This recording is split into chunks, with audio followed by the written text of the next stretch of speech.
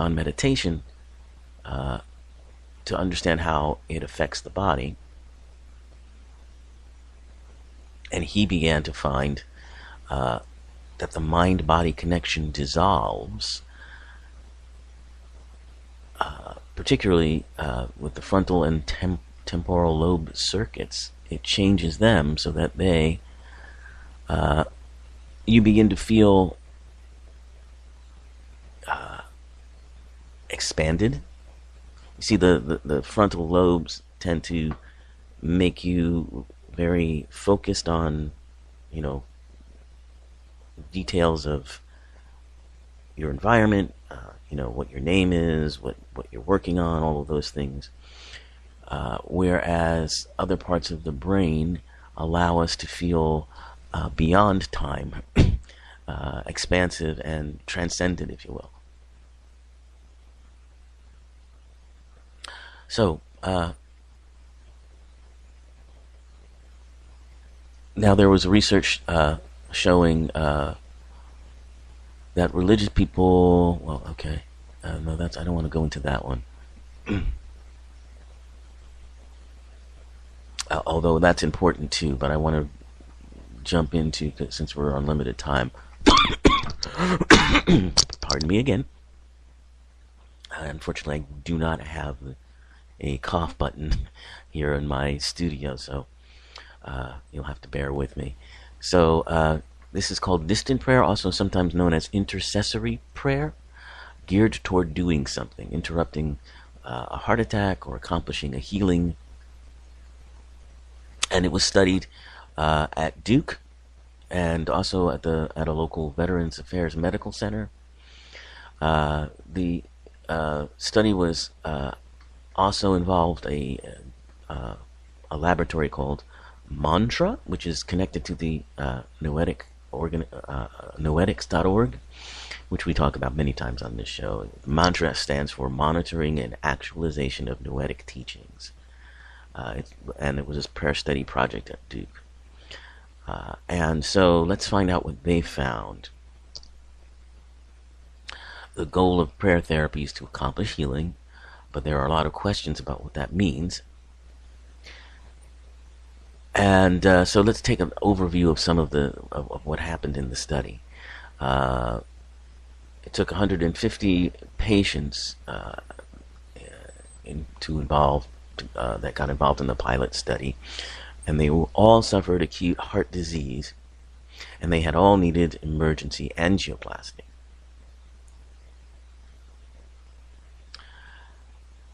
And that intervention, that emergency angioplasty, has negative effects on the body, but in some cases it's all that can be done. But they were saying if an intervention could mediate the stress that angioplasty causes, it could be helpful. And apparently the early results were very suggestive that there might be a benefit to these prayer therapies. The patients were assigned to control groups or to touch therapy, stress relaxation, imagery, or distant prayer. A therapist came to the bedsides of patients in the touch, stress, relaxation, and imagery groups, but not to the bedsides in the control or distant prayer groups. And the people in the two groups did not know whether the prayers were being sent their way or not. And there were suggestions again. The results suggested benefit from these therapies. And they're going to continue a second phase on this to see if they can get more information about it. They'll be assigning them to 4 study groups. One that might be prayed for, one that might receive spiritual therapy involving relaxation techniques, and one that might be prayed for and receive the bedside spiritual therapy. So that study in and of itself is quite telling in that there can be potential effects that just are missed by or sort of dismissed by traditional scientific points of view. All right, so at the San Francisco General Hospital Coronary Care Unit, did a study measuring 29 health outcomes using 3-level good, intermediate, or bad scoring on a group of patients who were prayed for. And it looks like the prayer group suffered fewer newly diagnosed ailments on only 6 of them. But based on the data, there seemed to be an effect, and that effect was presumed to be beneficial, and that intercessory prayer had a beneficial therapeutic effect in patients admitted to the CCU. And of course, there was mixed reaction from the scientific community. And I'm going to get into why that is a little bit. We don't have very much time left. But it's really important when you're looking at studies like this that you understand what this means. When we talk about measurable effects, and when we talk about effects that scientists will consider to be,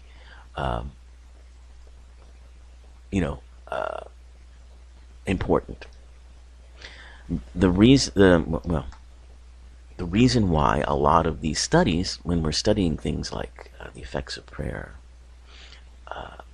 the reason why a lot of times some of the studies don't meet the demands of what some in the scientific community are expecting is because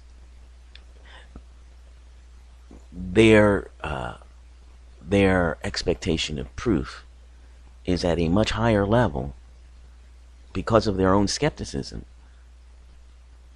than it would be for a study of something more traditional. For instance,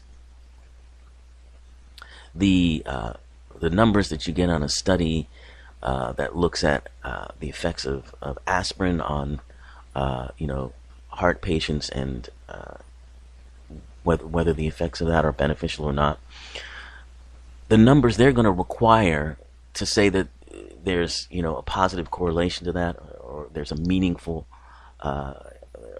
effect here, are going to be much lower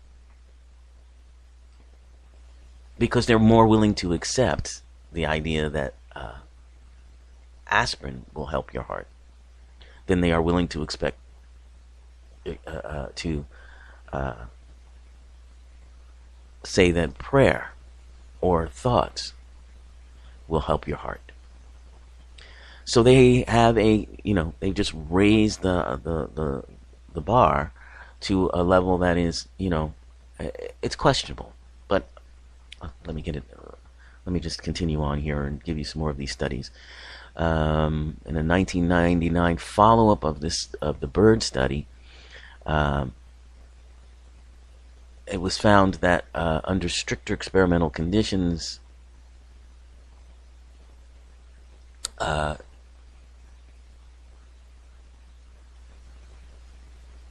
and using a different kind of scoring, they were able to invalidate the positive effects that the bird study showed. But also now, this Harris study also shows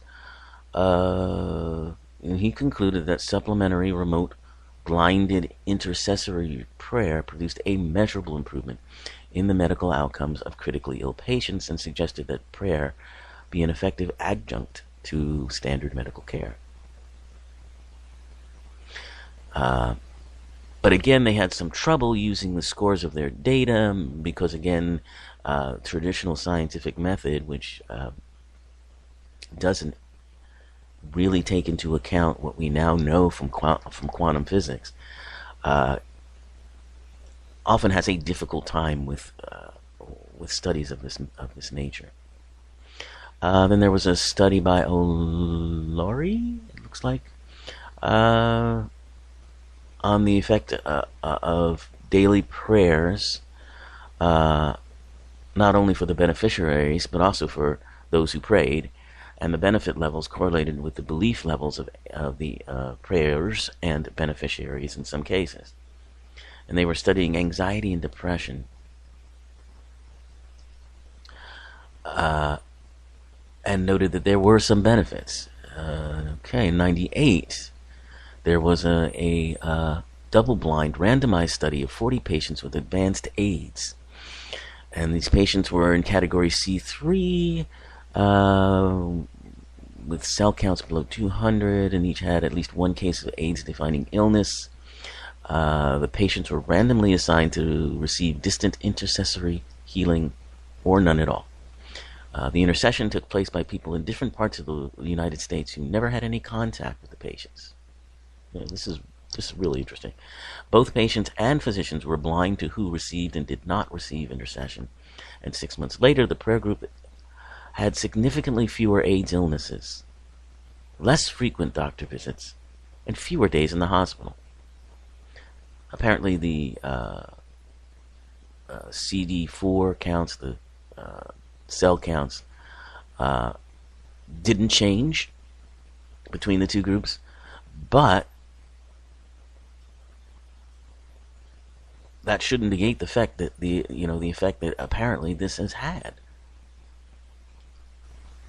Now, in the Mayo Clinic had a double-blind study in 2001 on discharged coronary patients, and they found that now these researchers concluded that the prayer had no significant effect on the medical outcomes after hospitalization in a coronary care unit.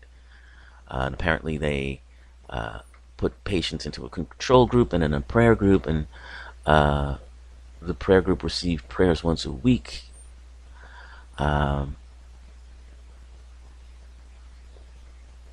they analyzed things like death, cardiac arrest, rehospitalization after 26 weeks.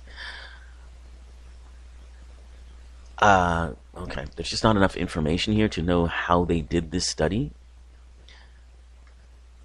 But, that happened. Then there was a study on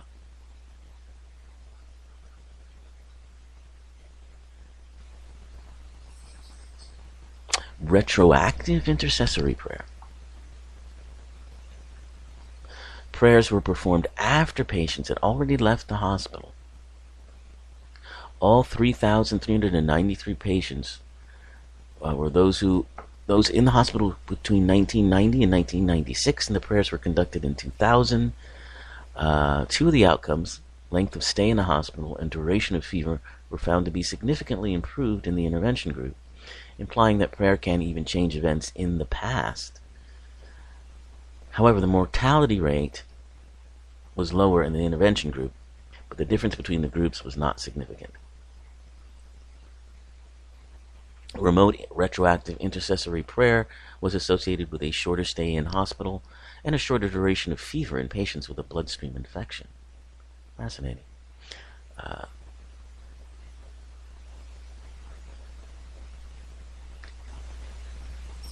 And then in 2003, Larry Dossey, the editor of Explore, the Journal of Science and Healing, and an advocate of faith healing, co-authored a paper about the benefits of intercessory prayer and how it might operate retroactively. And he concluded that while the atoms in biological systems are quantum in nature, their collective behavior does not exhibit any quantum effects. What's more, even if the brain were a quantum system, that would not imply that it could break the laws of physics any more than electrons or photons, which are inarguably quanta. Which I think has now been significantly disproved. But that's another study. Then there was the Mantra study in 2005 that I was telling you about, that we were just talking about with the cardiac patients. And then the STEP project by Herbert Benson. And using double-blind protocols, patients were randomized into 3 groups. Some of whom were prayed for and some